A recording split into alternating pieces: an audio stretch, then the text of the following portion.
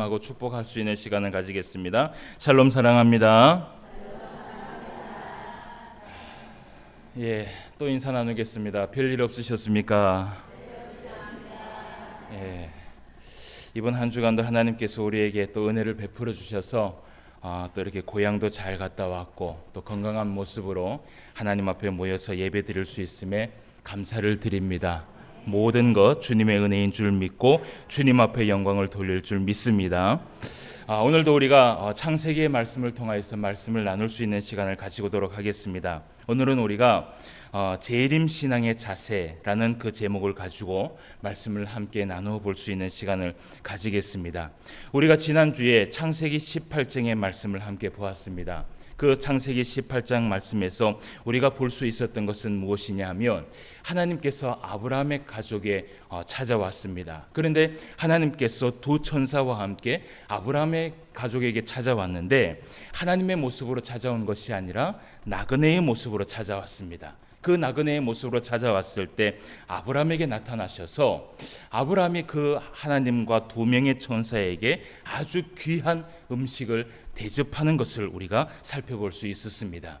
그 가운데에서 우리가 창세기 18장에서 두 가지의 사건을 우리가 살펴볼 수 있었습니다. 첫 번째는 무엇이냐 하면 앞으로 1년 후에 어떤 일들이 일어나느냐, 생리가 끊어진 사라의 몸에서 반드시 아들이 있을 것이라는 약속의 말씀이 거기에 기록이 되어 있었습니다. 그러면서 하나님께서 그 사라에게 말씀하시기를 뭐라고 말씀하시느냐, 하나님께서 말씀하시면 능치 못할 것이 없다라는 그 믿음을 그들에게 심어주면서 그 믿음의 확신을 보여준 그 이야기가 기록이 되어 있었습니다. 그리고 두 번째 이야기는 또 어떤 이야기가 있었냐 하면 소돔과 고모라의 심판이 있었던 것이 아니라 소돔과 고모라의 심판의 예언이 말씀이 있었습니다. 그 예고의 말씀을 사실은 누구에게 전했냐 하면 하나님께서는 아브라함에게 그 사실을 말씀하시는 장면을 우리가 볼 수 있었습니다. 왜 하나님께서 이 아브라함에게 그 소돔과 고모라의 심판의 예고의 말씀을 말씀하신 이유가 무엇일까? 다른 것이 아니었습니다. 거기에 있는 롯이 거기에 있었기 때문에 하나님께서 말씀하신 것이 아니라 이 아브라함을 통하여서 하나님께서 나타내고자 했던 하나님의 뜻이 있었습니다. 우리가 지난주에 말씀을 살펴볼 수 있었지만 베드로후서 2장 6절 말씀에서 이르기를 이런 말씀을 합니다. 소돔과 고모라 성을 멸망하기로 정하여 죄가 되게 하사 후세에 경건하지 아니할 자들에게 본을 삼으셨으니 라고 그 말씀에 증거를 하고 있습니다.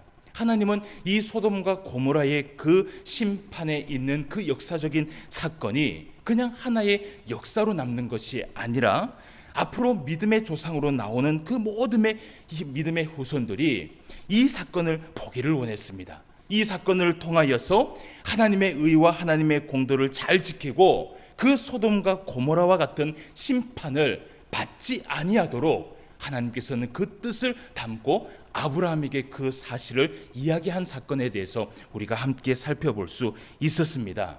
그리고 이제 오늘 우리가 창세기 19장 말씀을 함께 살펴보려고 합니다. 이 창세기 19장 말씀에 보면 이제 어떤 일들이 일어나느냐 하면 18장 말씀에서 소돔과 고모라의 심판의 예고가 있었습니다. 그러면 이제 무엇이 있었을까요? 이제는 소돔과 고모라의 심판이 기다리고 있겠지요. 그래서 19장 말씀에는 소돔과 고모라의 심판을 통해서 그 땅이 완전히 엎어져 버리는 그 사건을 우리가 이제 오늘 29장 말씀을 통해서 보게 될 것입니다. 여러분, 오늘 우리가 보고자 하는 이 소돔과 고모라의 심판을 우리가 살펴보면 사실은 이 심판이 있기 전에 몇 가지의 시대적인 배경이 일어나는 것을 우리가 살펴보게 됩니다. 그 시대적인 배경을 우리가 좀 살펴보면서 이 소돔과 고모라가 왜 멸망을 해야 됐는가, 이 소돔과 고모라가 왜 하나님 앞에 심판을 받아야 했는가, 그 사건에 대해서 우리가 살펴봐야 됩니다.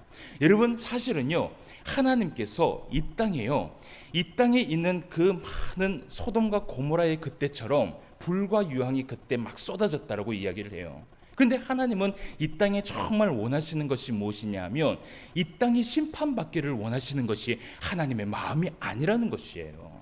이 땅에 있는 하나님의 그 귀한 백성들이요, 심판을 통하여서요 다 죽음을 당하는 것이, 그것이 하나님의 마음이 아니라는 것이에요.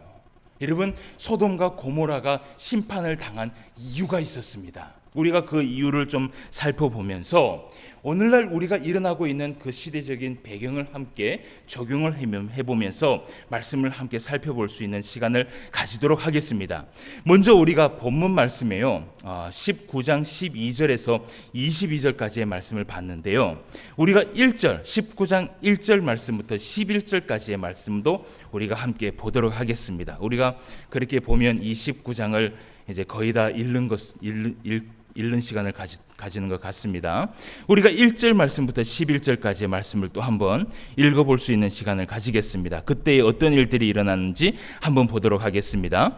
저녁 때에 두 천사가 소돔에 이르니 마침 롯이 소돔 성문에 앉아 있다가 그들을 보고 일어나 영접하고 땅에 엎드려 절하며 이르되, 내 주여, 돌이켜 종의 집으로 들어와 발을 씻고 주무시고 일찍이 일어나 갈 길을 가소서.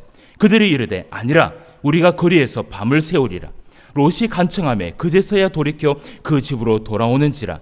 롯이 그들을 위하여 식탁을 베풀고 무교병을 구우니 그들이 먹으니라. 그들이 눕기 전에 그 성사람 곧 소돔 백성들이 노소를 막론하고 원근에서 다 모여 그 집을 에워싸고 롯을 부르고 그에게 이르되, 오늘 밤에 내게 온 사람들이 어디 있느냐? 이끌어내라. 우리가 그들을 상관하리라. 롯이 문 밖에 무리에게로 나가서 뒤로 문을 닫고 이르되, 청하노니 내 형제들아, 이런 악을 행하지 말라. 내게 남자를 가까이 하지 아니한 두 딸이 있노라. 청하건대 내가 그들을 너희에게로 이끌어내리니 너희 눈에 좋은 대로 그들에게 행하고 이 사람들은 내 집에 들어왔은즉 이 사람들에게는 아무 일도 저지르지 말라. 그들이 이르되, 너는 물러나라.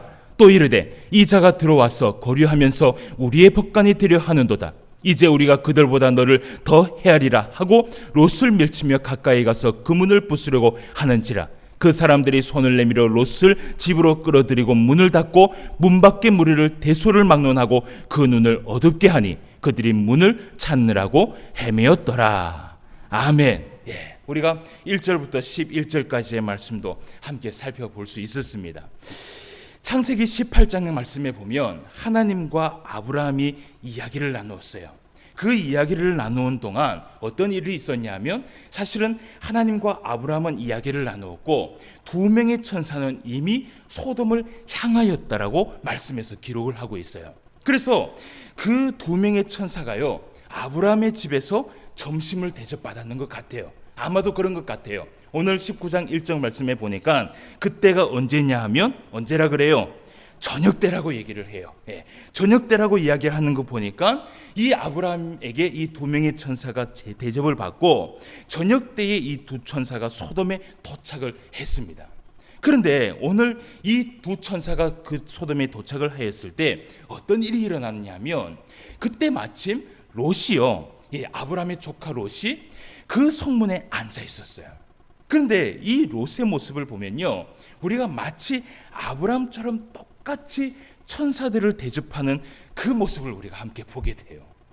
여러분, 이 롯이요, 오늘 이 천사 두 명을요 간절히 간청해서 집으로 모셔드리는 것을 보게 돼요. 그래서 무교병을 먹이고 그들에게 모든 음식을 대접하는 것을 우리가 보게 되는데, 이것은 우리가 그냥 쉽게 보고 넘어갈 것입니다. 아마도 이 롯이요, 오랫동안 아브라함과 함께 지내면서 배운 것이 아닌가라고 그렇게 추측을 해봅니다. 어쨌든 이 롯도 그러한 선행을 베푸는 것을 우리가 보게 됩니다. 그런데 중요한 것은 무엇이냐면, 오늘 이 말씀 가운데 어떤 한 사건이 일어나요. 이 저녁에 무슨 사건이 일어나냐 하면요, 소돔에 있는 이 백성들이요 롯의 집으로 찾아왔어요. 그런데 남녀를 노소하고 모든 백성들이 다 찾아와서 롯의 집에 막 문을 두드리는 거예요. 문을 막 두드리면서 하는 말이 무엇이냐 하면, 오늘 너희 집에 새로운 손님이 찾아왔지. 그 손님을 우리한테 내라는 것이에요. 그러면서 그 손님을 내라라고 얘기를 하는데, 왜 그 손님을 내라라고 얘기를 하면서 난리를 부리냐 하면, 그 이유가 뭐냐고 얘기하냐, 뭐라고 말씀하는 게 보니까 19장 5절 말씀에 이런 말씀을 해요. 롯을 부르고 그에게 이르되, 오늘 밤 내게 온 사람들이 어디 있느냐? 이끌어내라. 우리가 그들을 상관하리라 라고 말씀을 하고 있어요.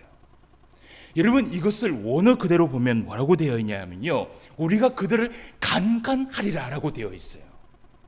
여러분, 남녀노소를 막론하고 그 롯의 집에 다 찾아와서 새로운 사람이 이 소돔 마을에 찾아왔다는 소식을 듣고요, 그 문을 두드리면서 그 사람을 내라는 것이에요. 왜 내느냐? 상간하겠다라는 거예요. 강간하겠다라는 것이에요. 여러분, 이것만 봐도요, 이 소돔과 고모라의 죄악이 얼마나 정말 하나님께서 보시기에 악한 것인지 우리가 이 말씀을 통해서 알 수 있다는 것이에요. 여러분, 오늘 이 모든 이 소돔의 백성들이요, 롯의 가정에 찾아와서 문을 두드리면서 그들을 붙들면서 나오는 그 모습을 봐요. 여러분, 죄라는 것이요, 얼마나 무서운지 모릅니다. 이 죄라는 것이 무서운 이유가 있어요. 그것이 무엇이냐면, 사실은 이 죄가 처음으로 사람에게 들어왔을 때, 여러분, 우리는 그것을 기억합니다. 처음 죄가 사람에게 들어왔을 때, 그때가 언제냐면 아담과 하와입니다. 그 아담과 하와에게 처음 사단이 접근을 했을 때요, 그때 이 아담과 하와가 선악과를 따먹음으로 인하여서 눈이 밝아졌어요.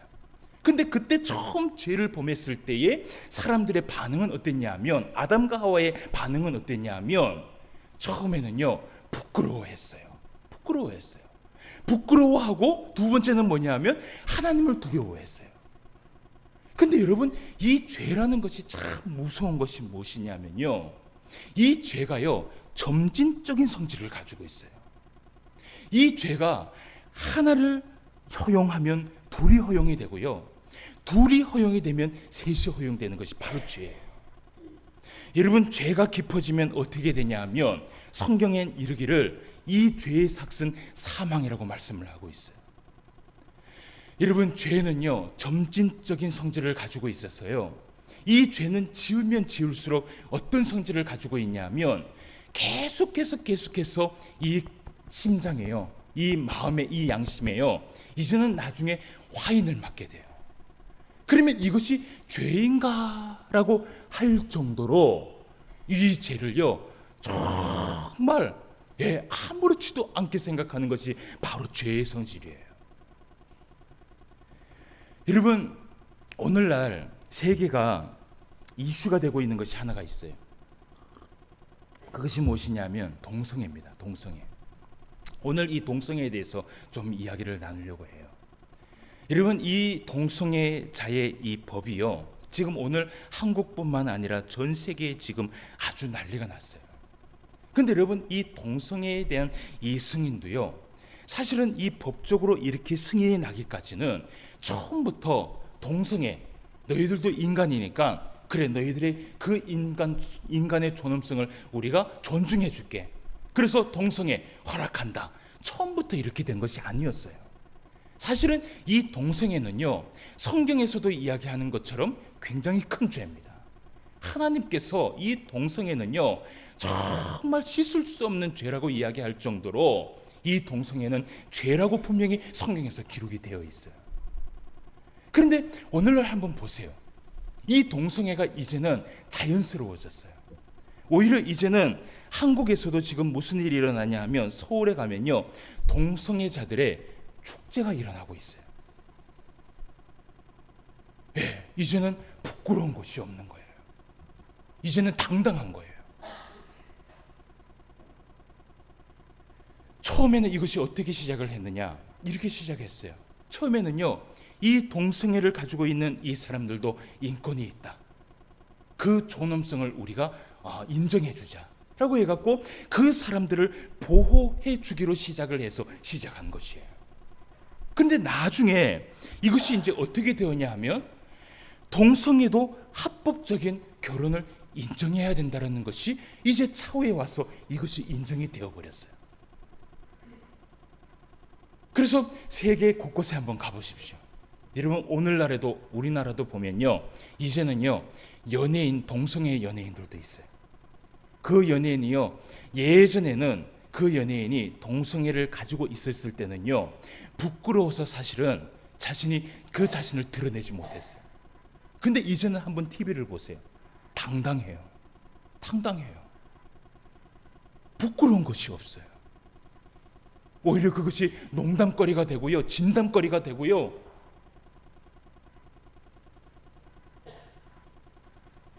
여러분, 이 동성애가 결혼으로 인정을 하면서 어떤 일들이 일어나느냐 보십시오. 하나가 인정이 되니까 둘이 인정이 돼요. 둘이 인정이 되니까 이제 셋이 인정이 되는데, 무엇이 인정이 되냐면요, 그동안 하나님을 두려워하고 부끄러워하던 성직자들이 있었어요. 근데 이 성직자들이 이제는 일어나서 뭐라고 말하냐면 이런 얘기를 해요. 우리도 동성애 인정해 주라. 그렇게 얘기를 해요. 그래서 여러분, 영국에 있는 성공회, 여러분, 이 성공회는 이단이 아닙니다. 오늘 우리 한국 교회도 성공회가 있어요. 앵글리칸 처치라고 얘기를 해요. 영국 교회라는 것이에요. 66권의 성경을 믿고 있어요. 근데 이 영국 성공회가 이미 한 2년 전에 무엇을 승인했냐 하면 성직자들의 동성애를 허락을 했어요. 그것이 왜 가능하느냐? 여러분, 천주교회는 신부가 결혼할 수 있습니까? 없습니까? 없어요. 근데 성공회에 가면요, 신부는 결혼을 하게끔 되어 있어요. 그게 합법적이에요. 예. 그래서 그 성공회에 가도 신부라고 이야기를 하지만 그 신부님의 사모님이 있어요. 아직까지 우리나라는 이 동성애법이 허락이 되진 않았지만 이미 영국에서는 그것이 허락됐어요. 우리 한국에는 언제 허락이 떨어질지 몰라요. 2016년도 5월입니다. 얼마 되지 않았죠.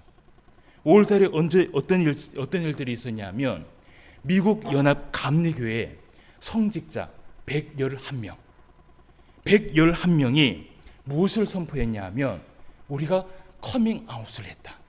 이 말이 뭐냐면요, 동성애라고 발표를 한 것이에요. 우리가 앞으로 동성애로 살겠다라고 발표한 것이 아니라 지금까지 동성애로 우리가 있었는데 이제는 우리가 그것을 합법적으로 공식적으로 선포를 하겠다라고 하면서 2016년 5월 달에 감리교회에 있는 111명의 성직자들이 그것을 선포를 했어요. 미국에 있는 이 감리교단이 뭐라고 얘기했냐면 그것은 무효하다, 안 된다라고 얘기를 했어요. 근데 지금 그 사건을 통해서 무엇을 하고 있냐면 미국의 법안이 지금 통안이 돼서요, 지금 그것 때문에 싸우고 있어요. 왜 영국 성공회는 되는데 우리는 안 되냐? 이런 모르겠습니다. 미국이 과연 어디에 손을 들어줄지는 모르겠지만 제 생각으로는요, 이 동성애법이 미국에는 굉장히 우호적이에요. 여러분, 이제는 미국의 화장실도 가면요, 우리나라는 아직까지 남자 화장실, 여자 화장실이 구분이 되어 있어요. 공동 화장실이라도 거기에 어떻게 되어 있냐면 남자 모양, 여자 모양이 되어 있어요. 이제는 미국에서요, 법으로 결정이 났어요. 이제는 앞으로 화장실도 공동으로 화장실을 사용해도 좋다. 그러면 이제 화장실 표기가 어떻게 되냐면요, 사람의 모양이 하나가 있는데 반은 어떻게 해요? 여자가 되고 반은 남자가 되는 거예요. 이제는 똑같이 화장실도 사용하는 시대가 되어버렸어요. 여러분, 이제는 미국에서, 물론 다 그런 건 아닙니다. 각 주마다 사실은 이 법안이 있어서 이미 이 법안이 지금 결정이 됐는데, 통과가 됐는데, 이제는 미국에서 목사들이 동성애는 죄악이다 라는 이것을 말씀 가운데 선포를 하면요, 그것의 법의 심판을 받게 되어 있어요. 오늘날 한국교회가 이 동성애법 때문에 우리가 서명을 하고 반대하는 이유가 무엇이냐면 바로 이것을 반대하기 때문이에요. 여러분, 미국뿐만 아니라 이제는 한국이 어떻게 될 줄 몰라요. 예. 여러분, 이 시대를 바라보면 정말 우리가요, 기도해야 될 때라는 것이 마음속에 정말 와닿아요.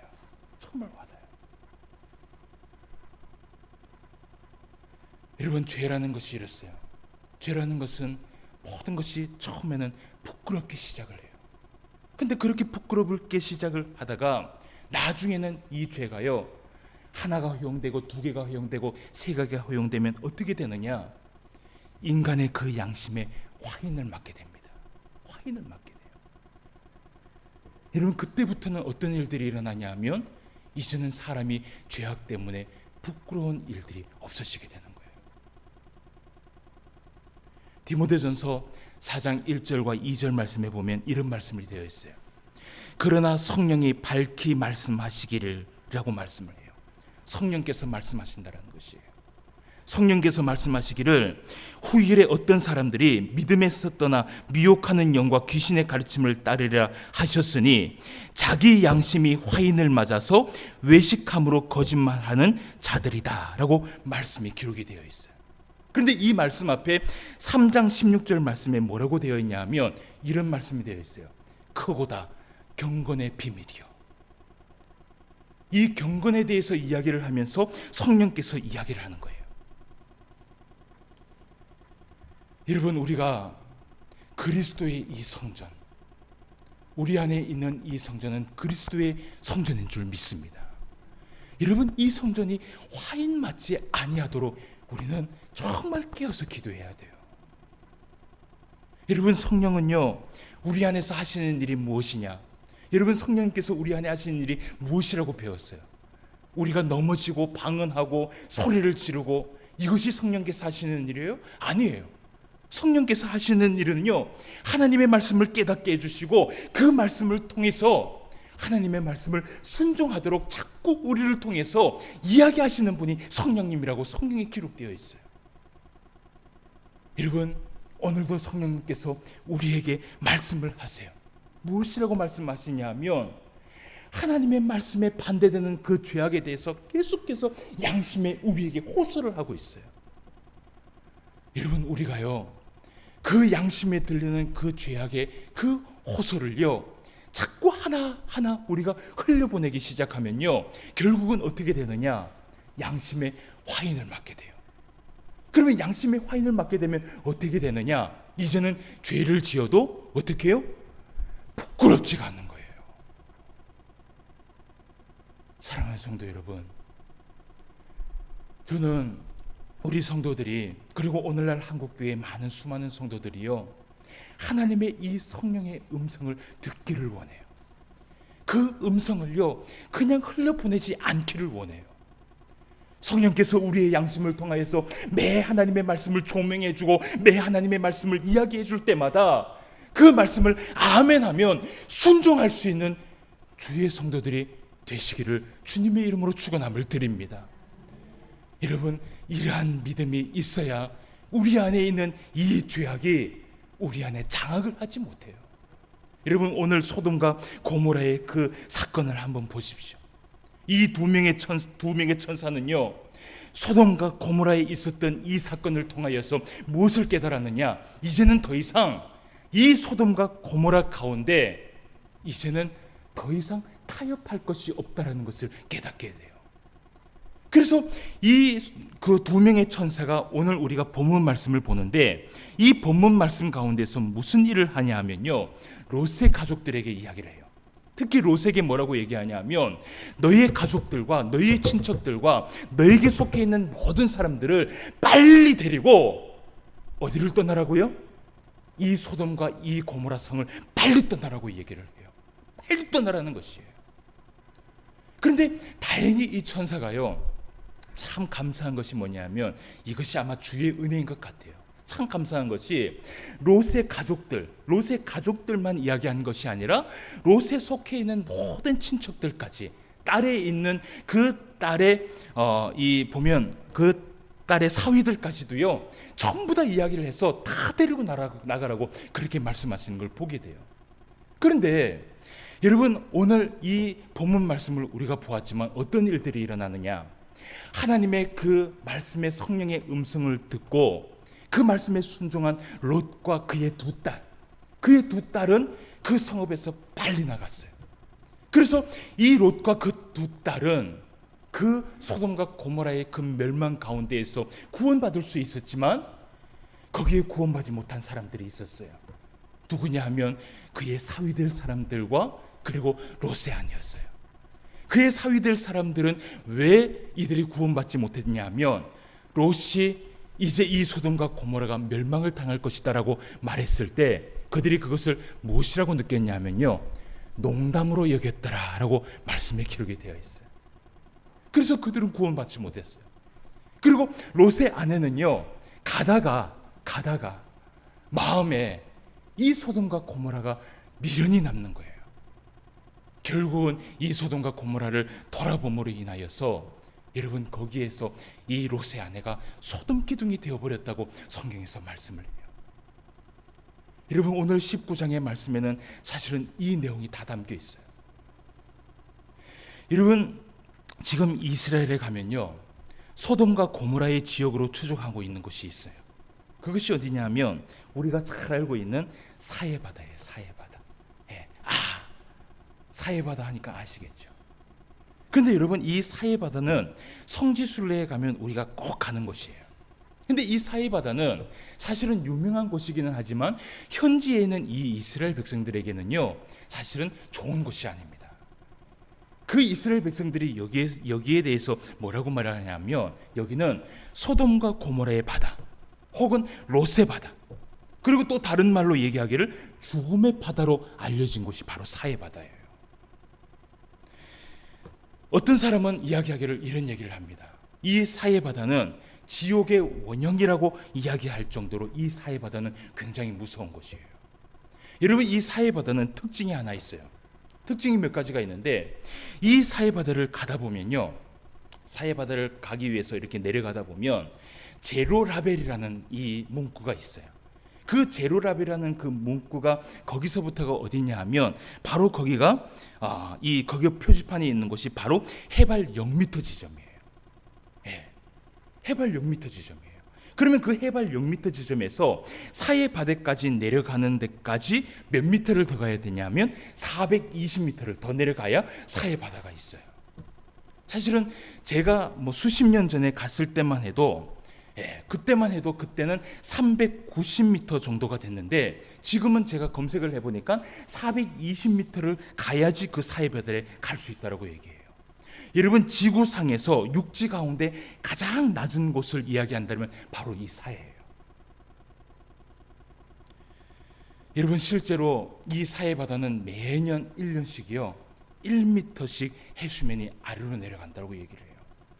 벌써 지금 420m가 내려갔으니까요. 그런데 또 특징이 하나 있어요. 이 사해바다는 소금의 염분이요, 일반 바다가 만약에 6%라면 이 사해바다의 이 염분은 32%에 달합니다. 그러니까 사람들이 거기에 탁 하면은 어떻게 해요? 뜨는 거예요. 근데 여기에 몸을 담가 보면요 어떠냐면요 물이 끈적끈적해요. 소금이 끈적끈적해요. 걸쭉해요. 그 소금은요 쓸모없는 소금이에요. 사용할 수 없는 소금이에요. 그래서 이 사해바다는요 그 지역에요 어떠한 생물, 살아있는 그 어떠한 생물, 하물며 미생물까지도 거기에서는 살아남을 수 없다라고 얘기를 해요. 그러니까 여러분 여기는 사실은 우리가 관광지로 가는 곳이지만 그 현지 사람들은 여기를 뭐라고 얘기하냐면 죽음의 바다라고 얘기를 해요. 하물며 거기에 가면 날아다니는 팔이 하나도 없어요. 근데 그 사해바다에 가면 사해를 끼고 남쪽으로 한 산이 보입니다. 그 산이 무엇이냐면 소돔산이에요. 소돔산이라고 그 사람들이 얘기를 해요.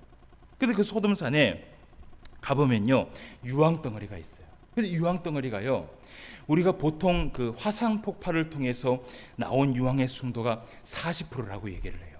근데 그 소금산에 있는 유황의 순도를 살펴보니까 98%라고 얘기를 해요. 여러분 성경에서 이야기하기를 뭐라고 얘기하냐면 소돔과 고모라가 멸망을 당할 때 하늘에서요 하나님께서 유황과 불을 비같이 쏟아부었다라고 얘기하고 있어요. 거기에 있는 이 유황은 여러분 세계 불가 사이에 등재가 되어 있을 만큼 아직까지도 과학적으로 풀지를 못하고 있어요.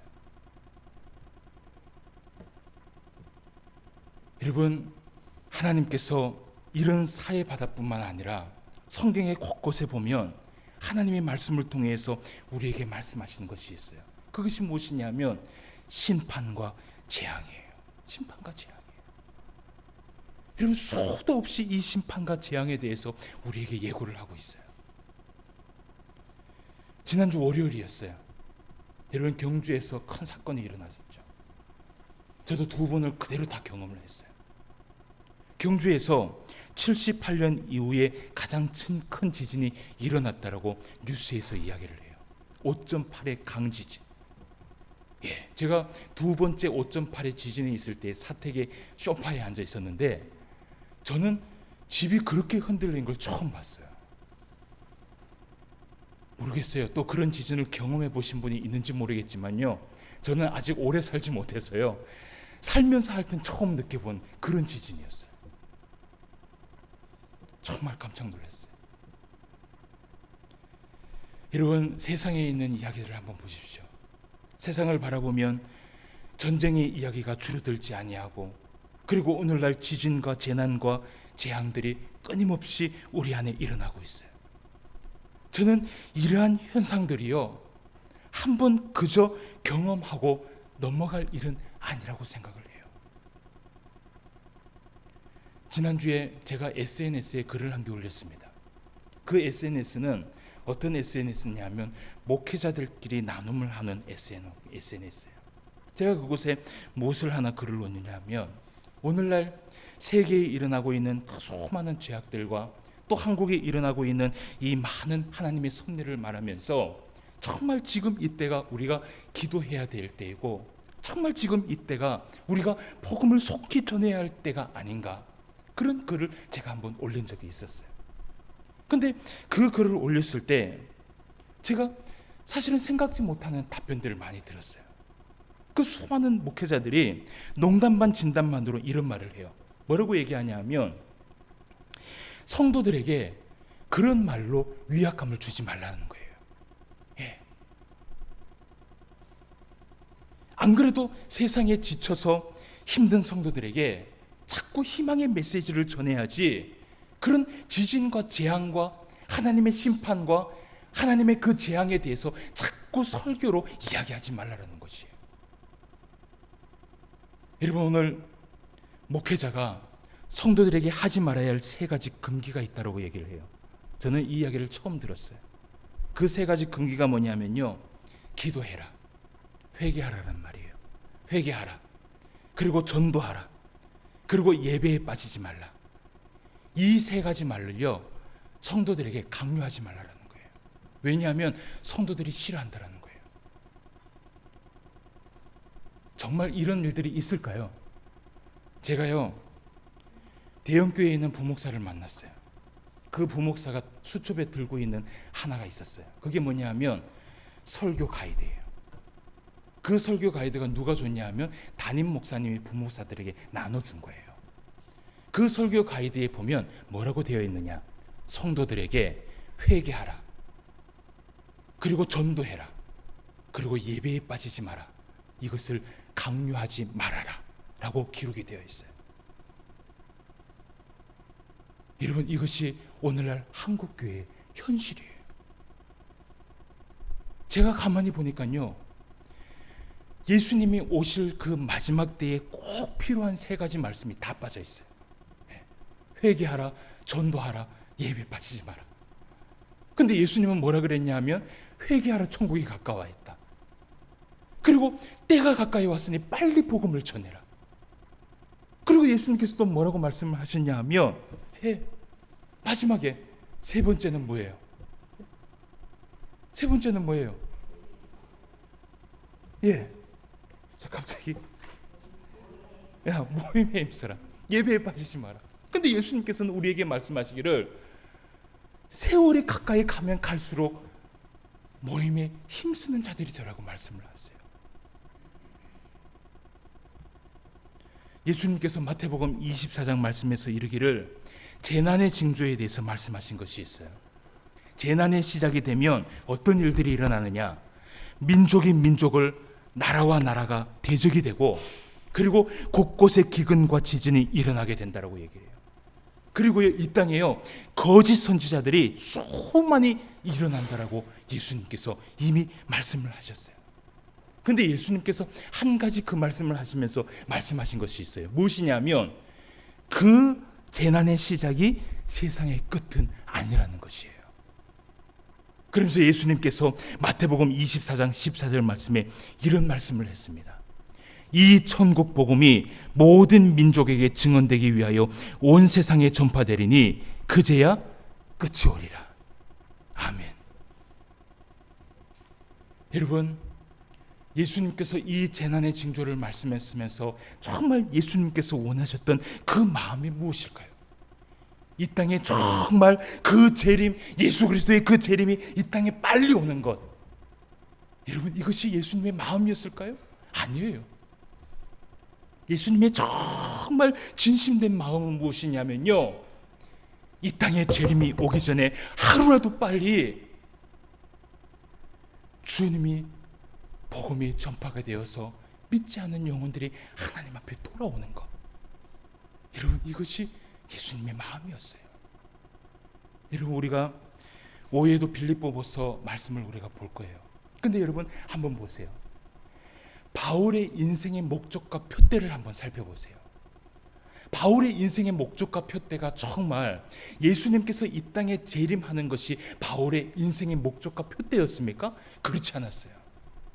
바울의 인생의 목적과 표대는 무엇이냐면 예수 그리스도의 복음이 한 영혼이라도 속히 알려져서 그 영혼들이 예수님의 재림이 되기 전까지 빨리 한 사람이라도 돌아오는 것이, 그것이 바울의 정말 진심된 마음이었어요. 여러분, 저는 오늘 재림의 신앙, 재림의 신앙의 자세라는 제목을 오늘 살펴봤어요. 오늘 하나님께서 우리 한국 이 교회를요, 한국 이 땅을 한번 흔들어 보았다고 저는 생각을 해요. 예. 여러분, 집이 한번 흔들렸죠? 예, 한번 흔들렸어요. 그리고 그 외에도 여진이요, 제가 뉴스를 보니까 350번이 일어났다고 얘기를 해요. 뭐 다 누구나 살펴봤겠죠. 그렇다면 여러분, 이 재림의 신앙을 가지고 사는 그리스도인의 참된 신앙의 모습은 무엇일까요? 어떤 사람은 이런 얘기를 합니다. 내가 살기가 힘드니까 아이고 예수님 빨리 오시옵소서, 그것이 내 마음의 소원입니다 라고 얘기하는 사람이 있어요. 근데 여러분, 내 삶이 고달퍼서, 내 삶에 내 인생이 힘들어서 예수님이 이 땅에 빨리 오시는 것, 여러분, 그것은 재림의 신앙의 올바른 자세가 아니에요. 재림의 신앙의 올바른 자세는 무엇이냐? 예수님의 마음을 이해하는 것이에요. 예수님께서 누가복음 21장 36절 말씀에서 이런 말씀을 했어요. 이러므로 너희는 장차 올 이 모든 일을 능히 피하고 인자 앞에 서도록 항상 기도하며 깨어 있으라. 아멘. 우리가 재림의 신앙을 가지고 살아가야 할 첫 번째 올바른 자세는 무엇이냐? 시대를 바라볼 수 있는 깨어있는 눈이 우리 안에 있기를 원해요. 여러분, 정말 이 시대를 바라보면서 깨어 기도할 수 있는 성도들이 되기를 원해요. 내 인생 산다고, 내 욕심 부린다고, 오늘 이 예배를 시작하기 전에 우리가 마지막 찬송을 불렀어요. 그런데 거기에 찬송에 뭐라고 되어 있냐면요, 예수님이 이 땅에 오시면 내가 예수님을 어떻게 만날까, 그 찬송이었어요. 근데 거기에 보니까 내가 세상 일 그렇게 열심히 하다가 예수님 나한테 오시면 내가 우리 예수님 어떻게 만날까, 그렇게 찬송을 하고 있어요. 여러분, 내 인생 산다고, 내 세상 욕심 부린다고 그렇게 발버둥 치다가 우리가 진짜 해야 될 것을 놓치고 살아가진 않는지 여러분 기억하기를 원해요. 두 번째는 한 영혼을 바라보며 정말 한 영혼이라도 예수 그리스도의 복음이 전파돼서 속히 재림이 오기 전에 예수님을 믿을 수 있게 하는 저와 여러분들이 되시기를 바라요. 재림의 신앙의 올바른 자세, 그것은 내가 살기 힘들어서 예수님이 오기를 기다리는 것이 아니라 정말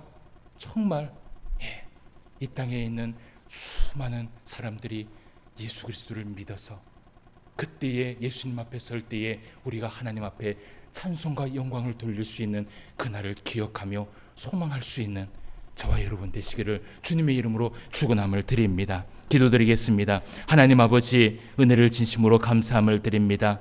오늘 이 시간에도 주의 말씀을 통하여서 또 주님께서 베풀어 주시는 그 말씀을 다시 한번 기억할 수 있도록 인도하여 주심을 감사함을 드립니다.